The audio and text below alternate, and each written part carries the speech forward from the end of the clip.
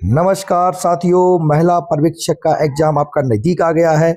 इसलिए अब आपके पास सबसे अच्छा साधन है कि आप ऑब्जेक्टिव प्रश्न लगातार लगाएं। अगर आप अपना सिलेक्शन श्योर करना चाहते हैं तो ज़्यादा से ज़्यादा ऑब्जेक्टिव लगाइए और अपनी जो गलतियां आप कर रहे हैं उन गलतियों को करेक्ट कीजिए, क्योंकि अब आपके पास थ्योरी पढ़ने का समय बहुत नहीं बचा है। तो प्रश्न लगाएं और स्वयं की गलतियों को ठीक करें। मैं इसीलिए आपके लिए लेके आया हूँ पोषण और स्वास्थ्य के ऑब्जेक्टिव टॉप 100 क्वेश्चन। जो पहला खंड है आपका, हम इसे ऐसे पढ़ेंगे कि इससे संबंधित बहुत सारे प्रश्न आपके पूरे हो जाएं। देखिए, हम पहला प्रश्न आपके लिए लेके आए हैं कि अधिकतर एंजाइम होते हैं ए प्रोटीन, बी वसा, सी अम्ल, टी क्षार या ई उपरोक्त में से कोई नहीं। तो इसका सही आंसर जो है वो है हमारा क्या, प्रोटीन। याद रखेंगे, चाहे तो एंजाइम हो या हो क्या हार्मोन्स, हार्मोन्स ये सभी क्या होते हैं, प्रोटीन होते हैं। ठीक है, चलिए क्या लिखा हुआ है, अधिकतर एंजाइम प्रोटीन होते हैं। अनेक जटिल प्रोटीन मेटाबॉलिक प्रक्रियाओं में एंजाइम का कार्य करते हैं। अब मेटाबॉलिक प्रक्रिया क्या होती है, ध्यान रखें, श्वसन एक मेटाबॉलिक प्रक्रिया है जिसमें आप जानते हैं ग्लूकोज यानी कि C6H12O6 ये सभी मिलकर के ऑक्सीजन के साथ बनाते हैं क्या, CO2 बनाते हैं और बनाते हैं जल H2O, और साथ में ऊर्जा मुक्त होती है। तो ये आप याद रखेंगे। इस प्रक्रिया को हम कहते हैं मेटाबॉलिज्म प्रक्रिया, इन्हें हिंदी में आप उपापचय प्रक्रिया भी कहते हैं। एंजाइम इनका काम करते हैं। एंजाइम जैव उत्प्रेरक हैं जो शरीर में लगातार होने वाली जैव रासायनिक प्रक्रियाओं में सहायता करते हैं। ठीक है, चलिए अगला प्रश्न हम आपके सामने लेके आते हैं कि अगला प्रश्न हमारा है क्वेश्चन नंबर 2, रक्त का थक्का बनाने के लिए कौन सा कारक है। तो याद रखें, रक्त का थक्का बनाने के लिए जो उपयोगी विटामिन है विटामिन के है। याद रखिए एक और बात, विटामिन के अलावा फाइब्रोनोजेन प्रोटीन और साथ में ही प्लेटलेट्स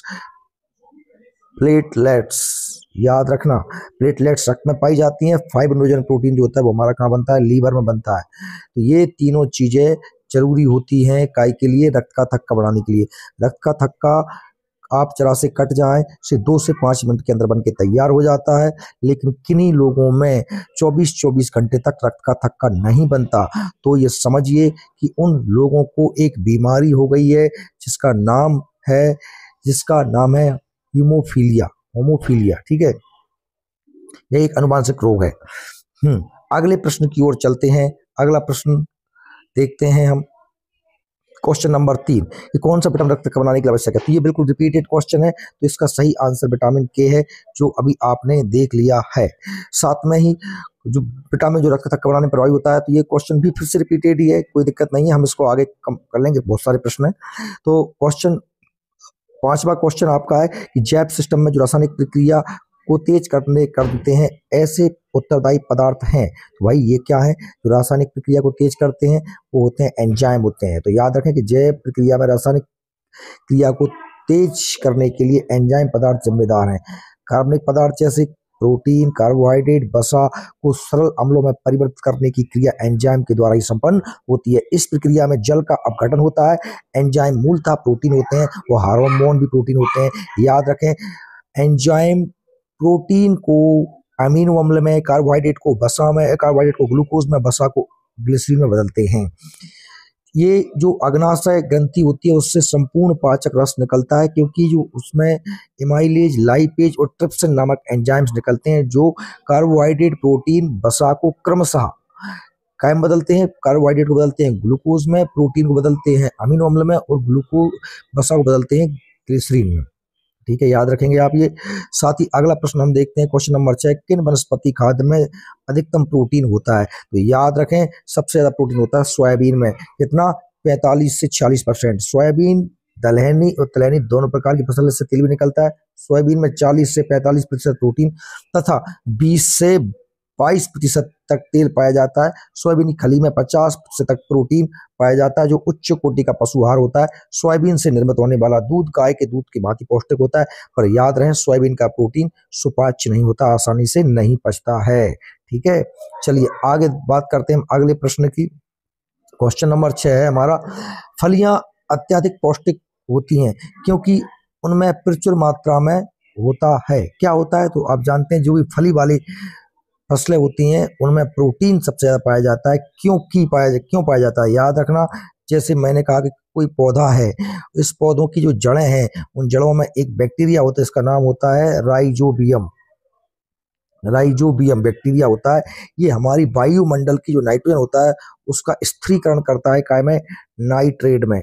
और नाइट्रेट जो होता है ना, ये ठोस फॉर्म में होता है। इसको ये पौधे ऊपर ले जाते हैं और कार्बोहाइड्रेट जो वो प्रकाश संश्लेषण से बनाते हैं और उसमें नाइट्रोजन मिला देते हैं, तो बनता क्या है, प्रोटीन। तो ये जो दालों वाली फसलें होती हैं उनमें फलियां लगती हैं और उनमें क्या बनता है, प्रोटीन। याद रखना, प्रोटीन निर्माण के लिए नाइट्रोजन आवश्यक पदार्थ होता है। कार्बन, हाइड्रोजन, ऑक्सीजन, साथ साथ क्या पाया जाता है, नाइट्रोजन। आप जानते हैं कि कार्बोहाइड्रेट में अकेले क्या पाए जाते हैं, कार्बन, हाइड्रोजन और ऑक्सीजन। ठीक, तो ये याद रखेंगे आप।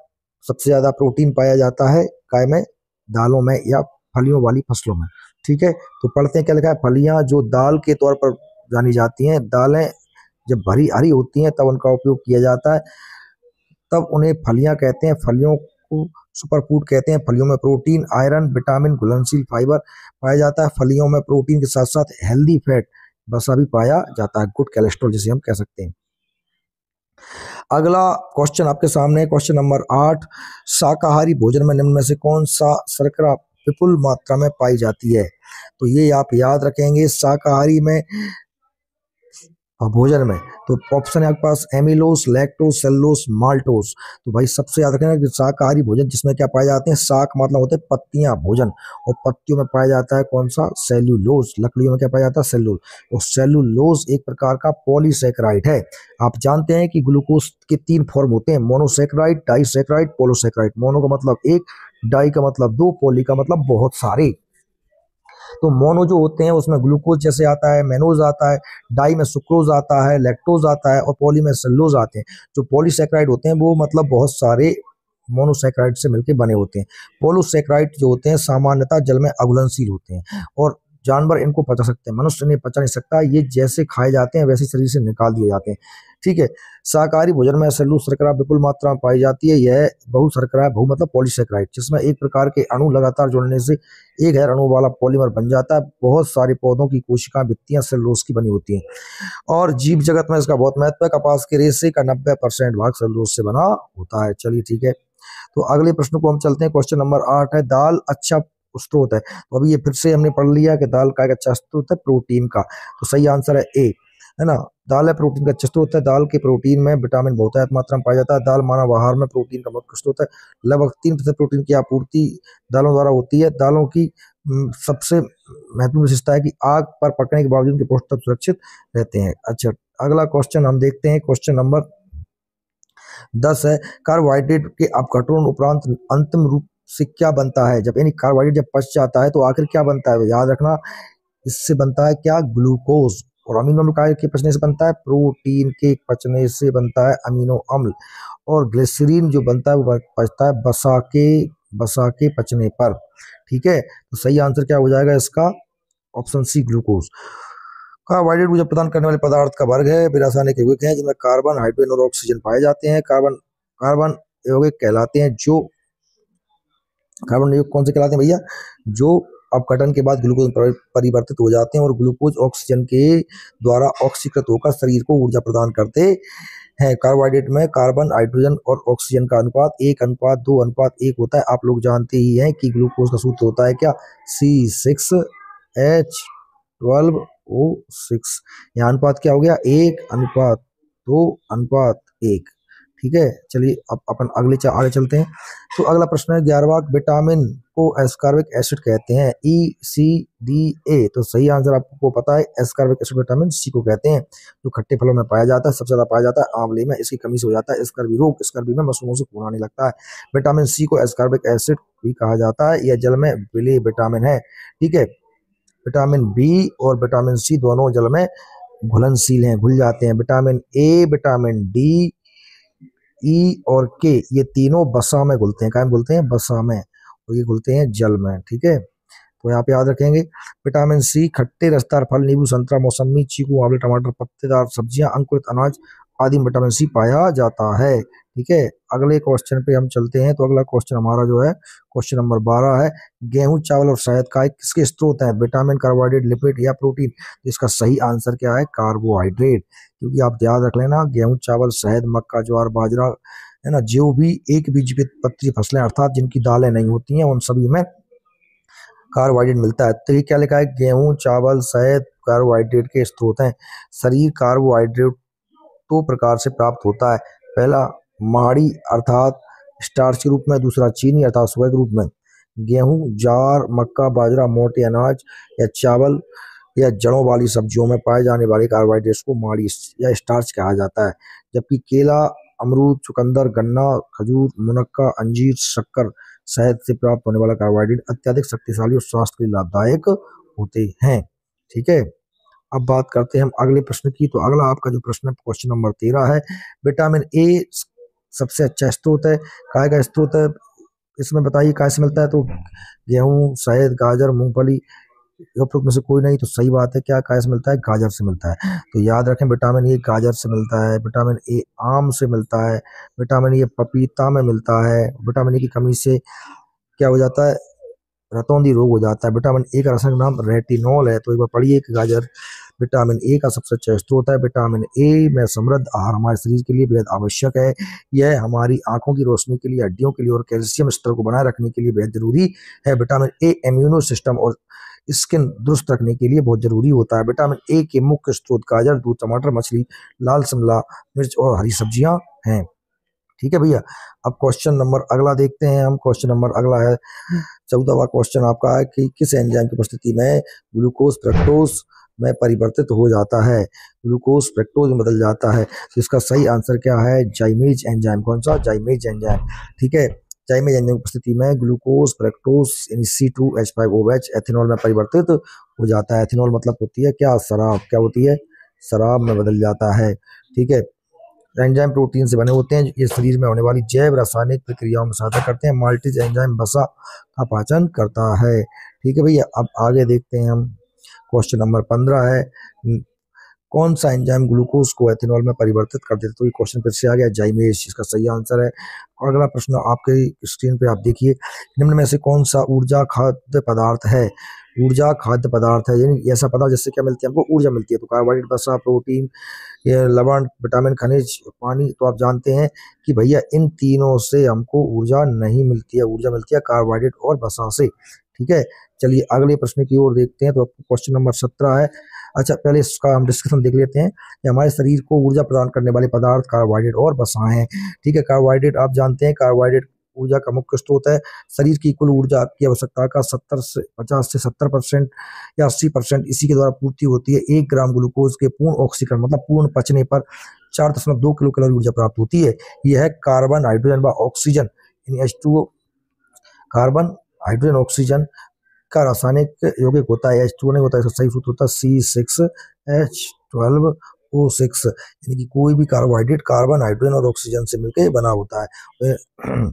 और स्रोत क्या है, गेहूं, चावल, शक्कर, शहद, गन्ना। वसा जो होता है वो तेल, घी, डालडा, यह ऊर्जा का मुख्य स्रोत है। 1 ग्राम वसा के पूर्ण पचने पर 9.3 कैलोरी ऊर्जा प्राप्त होती है। याद रख लेना, पहले पचता है कार्बोहाइड्रेट। मुख्य तौर पर शरीर ऊर्जा कार्बोहाइड्रेट से प्राप्त करता है। जब आपके पास कार्बोहाइड्रेट नहीं होता है तो वसा पचता है। ठीक है, इसलिए जो मोटे लोग होते हैं वो डाइटिंग करते हैं, इससे उनकी चर्बी पच जाए। ठीक है, वसा और तेल में अंतर क्या होता है कि 20 डिग्री सेल्सियस पर यदि वह ठोस है तो उसे वसा कहते हैं, वह तरल है तो उसे हम क्या कहते हैं, तेल कहते हैं, 20 डिग्री तापमान पर। ओके, चलिए आगे हम बात करते हैं अगले प्रश्न की। क्वेश्चन नंबर 17 है, दूध किसका घटिया स्रोत है। यानी कि क्या कह रहे हैं कि घटिया स्रोत मतलब दूध में क्या नहीं मिलता। दूध में कैल्शियम मिलता है, प्रोटीन भी मिलता है, कार्बोहाइड्रेट भी मिलता है, पर विटामिन सी नहीं मिलता, इसलिए दूध विटामिन सी घटिया स्रोत है। दूध एक अपारदर्शी द्रव है जो मादाओं के दूध ग्रंथियों द्वारा बनाया जाता है। दूध में प्रोटीन, कैल्शियम, कार्बोहाइड्रेट, वसा, विटामिन ए, डी के भी पाया जाता है, किंतु विटामिन सी नहीं पाया जाता। विटामिन सी कहाँ पाया जाता है, खट्टे फलों में। सबसे ज्यादा कहाँ पाया जाता है, आंवला। विटामिन सी का रासायनिक नाम क्या है, एस्कॉर्बिक एसिड। विटामिन सी की कमी से कौन सा रोग हो जाता है, स्कर्वी रोग। स्कर्वी रोग में प्रवर्तन कौन सा होता है, मसूड़े। चलिए क्वेश्चन नंबर 18 देखते हैं, निम्न में से कौन सा विटामिन ऊष्मा द्वारा आसानी से नष्ट हो जाता है। तो राइबोफ्लाविन, एस्कॉर्बिक एसिड, टोकोफेरोल या थाइमिन। तो याद रखें कि आपको पता होना चाहिए कि ये जो विटामिन के रासायनिक नाम दिए हैं, तो राइबोफ्लाविन, टोकोफेरोल, थाइमिन, एस्कॉर्बिक। तो आप जानते हैं विटामिन जो सी होता है उसका नाम होता है एस्कॉर्बिक एसिड, और इसको गर्म करोगे तो ये खत्म हो जाता है। एस्कॉर्बिक विटामिन सी का रासायनिक नाम है ना। ये विटामिन सी गर्मी, हवा, पानी द्वारा आसानी से नष्ट हो जाता है। थायमिन विटामिन B1 का नाम है ना। टोकोफेरोल विटामिन विटामिन E का नाम है, ठीक है। राइबोफ्लोविन विटामिन B2 का नाम है। चलिए अगले प्रश्न की ओर चलते हैं। अगला प्रश्न आपके सामने है कि 19वां प्रश्न है, निम्नलिखित में से कौन सा आहार मानव शरीर में नए ऊतकों की वृद्धि के लिए पोषक तत्व प्रदान करता है। ये बात सही है। आपको की बात आ जाती है। वृद्धि, शरीर की वृद्धि होती है प्रोटीन से। प्रोटीन कहाँ पाया जाता है? फलों में, सब्जियों में, पनीर में या मिठाई में। तो आप जानते हैं फलों में प्रोटीन नहीं होता, सब्जियों में प्रोटीन नहीं होता, इनमें विटामिन होते हैं। मिठाई दूध से बनी होती है, इसमें थोड़ा बहुत प्रोटीन मिल सकता है, लेकिन पनीर में प्रोटीन सबसे ज्यादा होता है। वैसे दालों में सबसे ज्यादा होता है, लेकिन पनीर में। मानव शरीर में नए ऊतकों की वृद्धि के लिए प्रोटीन से शरीर में ऊतकों, मांसपेशियों और रक्त जैसे महत्वपूर्ण द्रव्यों का निर्माण, संक्रमण का सामना करने के लिए एंजाइम ये क्या होते हैं? एक प्रकार के प्रोटीन होते हैं, और रोग प्रतिकारक तत्वों के विकास में सहायता करता है। दूध, पनीर, दही, तिलहन, सोयाबीन, दालें, कलेजी, मछली, अंडा और अनाज आदि इसके प्रमुख स्रोत होते हैं। इसलिए याद रखें, वृद्धिकारक तत्व प्रोटीन है, और जो है हमारे खनिज लवण है, और ऊर्जा देने वाले तत्व कार्बोहाइड्रेट एवं वसा हैं। याद रखिएगा, ठीक है। अब अगले प्रश्न की ओर हम चलते हैं। क्वेश्चन नंबर 20 है, भोजन के किस वर्ग में प्रति यूनिट भार कैलोरी की मात्रा सर्वाधिक होती है? यानी इनका पूछने का मतलब ये है कि सबसे ज्यादा एनर्जी काय से मिलती है? विटामिन से, वसा से, कार्बोहाइड्रेट से या प्रोटीन से? अब एक बात याद रख लेना आप कि भाई विटामिन से कोई ऊर्जा नहीं मिलती है ना। सबसे ज्यादा हमारे शरीर को ऊर्जा मिलती है, लेता है वो कैसे लेता है? 50 से 80% तक लेता है कार्बोहाइड्रेट से। पर वसा से ऊर्जा सबसे ज्यादा प्राप्त होती है। 1 ग्राम वसा के पचने पर हम जानते हैं कि 9 किलो कैलोरी। दूसरे नंबर पे हमारा क्या आता है? प्रोटीन से, ये सॉरी कार्बोहाइड्रेट, 4.2 किलो कैलोरी। और फिर आता है 4 से 5 कैलोरी प्रोटीन से। तो ये भोजन की में प्रति यूनिट भार में कैलोरी की मात्रा वसा में सबसे ज्यादा होती है। कितनी होती है? 1 ग्राम वसा में 9.2 किलो कैलोरी। लेकिन अगर प्रश्न ये बनता कि हमारे शरीर को सबसे ज्यादा ऊर्जा मिलती कैसे, तो हम फिर क्या लगाते? कार्बोहाइड्रेट।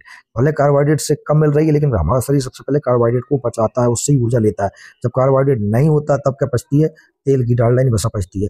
और याद रखें, जब ये दोनों चीजें नहीं होंगी तब आखिरी में क्या बचेगा? आपका प्रोटीन बचेगा। प्रोटीन से आपकी मांसपेशियां बनी है। जो व्यक्ति अगर दुबले हैं, वो व्रत कर रहे हैं, तो उनकी मांसपेशियां नष्ट हो जाएंगी, केवल हड्डियां बचेंगी फिर, है ना। तो जो जो मोटे हैं वो व्रत करें तो कार्बोहाइड्रेट वो नहीं खाएंगे, तो बसा उनका पचेगा। अगर बसा भी नहीं है तो फिर करोगे तो फिर तुम भूत बन जाओगे, गायब हो जाओगे। विटामिन में कैलोरी नहीं होती, ये बात आप याद रखेंगे। चलिए मैं आपके लिए ये 20 प्रश्न ही लेके आया था। अब अगले सेशन में हम अगले 20 प्रश्न लेके आएंगे। आप इन प्रश्नों को करिए। धन्यवाद। जय हिंद, जय भारत। स्वस्थ रहें, खुश रहें, प्रसन्न रहें, और भगवान आपकी जल्दी नौकरी लगवा दे। ठीक।